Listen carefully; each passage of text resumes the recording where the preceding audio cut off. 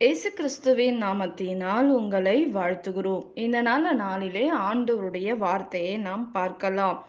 லூக்கா 10ஆம் அதிகாரம் 41ஆம் வசனம். நீ அநேக காரியங்களை குறித்து கவலைப்பட்டு கலங்குகிறாய். ஆம் பிரியமானவர்களே, இந்த காலை வேளையில ஆண்டவர் உங்களோட பேசுகிற வார்த்தையை நாம் பார்க்கலாம். இன்றைக்கு நம்முடைய வாழ்க்கையில் ஆண்டவர் வேதத்தின் மூலமாக ஆண்டவர் பேசுகிறார். நீங்கள் அநேக காரியங்களை குறித்து கலங்கி கொண்டு இருக்கிறதை நாம் பார்க்கிறோம். நம்முடைய வாழ்க்கையில் ஆண்டவர் எத்தனை வாக்குத்தத்தங்கள் நமக்கு கொடுத்தாலும், நம்மோட பேசினா கூட நமக்கு இந்த கலக்கம், நாம் கலங்கி விடுகிறோம், நாம் வேதனைப்படுகிறோம், வியாகுலப்படுகிறோம் என்பதை பார்க்கிறோம். இந்த வியாகுலம் எங்கிருந்து வருகிறது? இந்த கவலை எங்கிருந்து நமக்குள்ளாக வருகிறது? இந்த பயம் யார் கொண்டு வந்து யோசிக்க வைக்கிற காரியங்கள் யார் கொண்டு வருகிறார்கள்? ஆனால் வேதம் சொல்லுகிறது, நீ கவலைப்பட தேவையில்லை, கண்ணீர் சிந்த தேவையில்லை என்று வேதம் சொல்லுகிறது. ஆனால் வேதத்தில் நாம் பார்க்கிறோம், வேதம் அநேக வார்த்தை நிமித்தமாக நம்மை தேற்றுகிறதை பார்க்கிறோம். ஆனால் நமக்குள்ளாக கலக்கமும் வேதனையும் வியாகுலமும் கடந்து வருகிறதை நாம் பார்க்கிறோம். பிரியமானவர்களே, எங்கிருந்து வருகிறது இந்த வியாகுலம்? நாம் சோர்ந்து விடுகிறோம், சோர்வுக்கு தள்ளப்படுகிறோம், பயம் நமக்குள்ளாக வருகிறது, விசுவாசம் நம்மை விட்டு விலகுகிறது. விலகும் போது நாம் வியாகுலப்படுகிறோம், பயப்படுகிறோம், வேதனை. ஐயோ, என்ன நடந்துறமோ?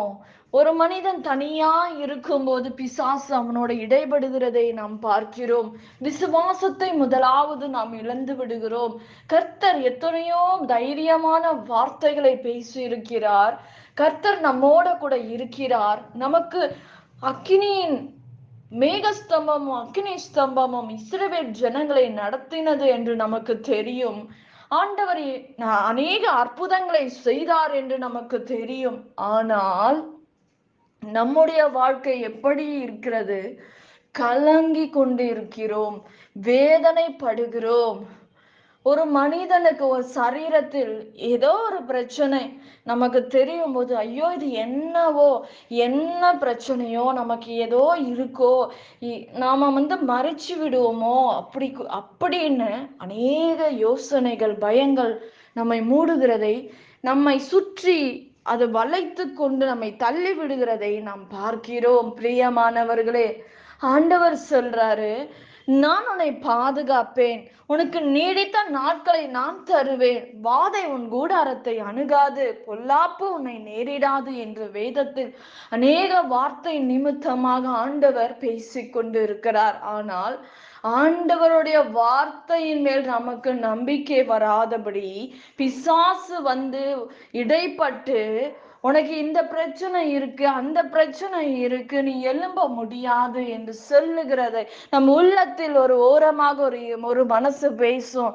ஐயோ, உன் வாழ்க்கை முடிஞ்சிருச்சு, அவ்வளவுதான் உன் வாழ்க்கை, இனி நீ மேல வர முடியாது, இந்த பிரச்சனையில நீ மறைச்சிருவ, இனி உனக்கு யாரும் உதவி செய்ய முடியாது, ஆண்டவரா உனக்கு உதவி செய்ய போகிறார், ஆண்டவரா உன்னோட கண்ணீரை துடைப்பாரு, இவ்வளவு நாள் துடைக்கலையே, இனி ஆண்டவர் வருவாரா என்று ஒரு மனசு பேசிக்கொண்டே இருக்கிறதை நாம் பார்க்கிறோம். அது நீங்கள் என்ன செய்ய வேண்டும்? சத்ருவே, நான் விழுந்தாலும் நான் எழும்புவேன், கர்த்தர் என்னோட கூட இருக்கிறார், அவர் என்னை தப்புவிக்க வல்லவர் என்று நீங்கள் சொல்லும்போது அவன் உங்களை விட்டு ஓடி போவான் என்று வேதத்தில் நாம் பார்க்கிறோம். நீங்கள் சத்ருக்கு எதிர்த்து நிற்கும் போதுதான் அவன் உங்களை விட்டு ஓடி போவான். முதலாவது சத்ரு விதைக்கிற விதை என்றால் என்னவென்றால் பயம். அந்த பயம் நமக்குள்ளாக கொஞ்சம் கொஞ்சமாக நம்ம சரீரத்துக்குள்ளாக நம் சிந்தனைக்குள்ளாக வரும்போது நமக்குள்ளாக இருக்கிற விசுவாசமும் நம்பிக்கையும் நம்மை விட்டு விலகிவிடும். நமக்கே தெரியாது எப்படி நாம இப்படியெல்லாம் யோசிக்கிறோம், ஏன் இப்படியெல்லாம் நான் உள்ளத்துல நினைக்கிறேன் என்று தெரியலையே. அது அது கொஞ்சம் கொஞ்சமாக உங்க சிந்தனைக்குள்ளாக கடந்து வரும். முழு சரீரத்தையும் அது மூடிவிடும் என்று நாம் பார்க்கிறோம். பிரியமானவர்களே, இன்றைக்கு யோசிச்சு பாருங்க, நீங்க எதை குறித்து வேதனையோட கலக்கத்தோடு இருக்கீங்க? கலங்க தேவையில்லை, நீ பயப்பட தேவையில்லை என்று வேதம் சொல்லுகிறது. பிரியமானவர்களே, அநேக காரியங்களை குறித்து நீங்கள் கவலைப்படாதபடி கர்த்தர் மேல் உங்கள் பாரத்தை வைத்து விடுங்கள். ஆண்டவர் உங்களுக்கு உதவி செய்ய அவர் வல்லமை உள்ள தேவனாய் இருக்கிறார். பிரியமானவர்களே, இன்றைக்கு என்னென்ன காரியத்தை குறித்து, அநேக காரியங்களை குறித்து நீங்கள் கவலைப்படுகிறதினால் ஒரு முழம் நீங்க கூட்டவும் முடியாது, குறைக்கவும் முடியாது. இப்படிப்பட்ட சிந்தனையை கொண்டு வருகிற சத்ருவை முதலாவது கடிந்து ஜெபியுங்கள். அதை கண்டித்து நீங்க ஜெபிக்கும் போது இந்த போராட்டத்திலிருந்து, இந்த சிந்தனை போராட்டம், இந்த குழப்பம், இவையிலிருந்து நாம் விடுதலையாக வேண்டும் என்றால் நீங்க எதிர்த்து ஜெபிக்க வேண்டும். இப்படிப்பட்ட பிரச்சனையில் நீங்கள் யார் இருந்தாலும் ஆண்டவர் உங்களோட பேசி கொண்டிருக்கிறார். நீ அநேக காரியங்களை குறித்து வேதனைப்பட்டு கலங்கி கொண்டிருக்கிறார். அருமையான தேவ பிள்ளையே, ஆண்டவர் இந்த காலை வேளையில உங்களோட பேசி கொண்டிருக்கிறார். இந்த காரியங்களுக்காக நீ எதிர்த்து ஜெபிக்கும் போது சத்ருவை கொண்டு வந்து போடுகிற இந்த காரியங்களை ஆண்டவர் நீக்கி விடுதலை தருவார் என்று நாம் பார்க்கிறோம். பிரியமானவர்களே, நிச்சயமாக அவருடைய வார்த்தை வல்லமை உண்டு, வல்லமை உள்ளது. அவர் சரீரத்தில் வல்லமை உண்டு, அவர் வஸ்திரத்தில் வல்லமை உண்டு, அவருடைய வார்த்தையில் வல்லமை உண்டு. விசுவாசியுங்கள், அதை நம்புங்கள். ஆனால் இப்படிப்பட்ட சிந்தனைக்கு இடம் கொடுக்காதபடி உங்கள் சிந்தனையை ஆண்டவருக்கு ஒப்பு கொடுங்கள். உங்கள் ஆவி, ஆத்துமா, சரீரத்தை ஏசப்பாக்கு ஒப்பு கொடுக்கும் போது சத்துரு இப்படிப்பட்ட சிந்தனையை கொண்டு வருகிற காரியங்கள் நம்மை விட்டு விலகி போகும் என்று நம்புங்கள். நாம் ஜெபிக்கலாம். பரலோகத்தில் வாசமாய் இருக்கிற அன்பின் பிதாவே, உங்க நாமம் மகிமைப்படுவதாக, உங்க ராஜ்யம் வருவதாக. ராஜா, நீர் ஆண்டவரே சகலவற்றையும் கர்த்தாவை பொறுப்பெடுத்துக் கொள்ளுங்க.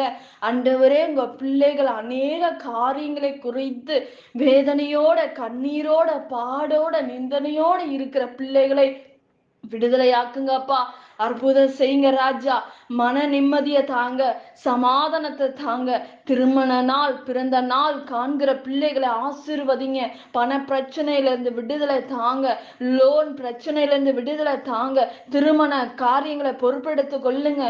குழந்தை இல்லாதவர்கள் குழந்தைய கட்டளிடுங்க. சரீரத்தில் இருக்கிற எல்லா பிரச்சனைகள் மாறட்டும், பண பிரச்சனைகள் மாறட்டும். வீடு கட்டுகிறவர்களுக்கு பண தேவைகளை சந்திங்க. திருமணத்துக்காக இருக்கிற பிள்ளைகளுக்கு ஏற்ற துணியை ஏற்படுத்துங்க அப்பா. அற்புதங்களை செய்யுங்க அப்பா. உங்களுடைய வருகையில எங்களை ஆயத்தப்படுத்துங்க அப்பா. நீங்க வருகிற தேவன் சமீபமா இருக்குது அப்பா. எங்களை ஆயத்தப்படுத்துங்க ராஜா. கர்த்தாவை எல்லாவற்றும் உங்க கரத்துல ஒப்பு கொடுக்கிறோம். உங்க நாமம் மகிமைப்படுவதாக. இயேசுவின் நாமத்தில் வேண்டுகிறோம் எங்கள் ஜீவனுள்ள நல்ல தகப்பனே. ஆமே. கர்த்தர் தாமே உங்களை ஆசீர்வதிப்பாராக. ஆமே.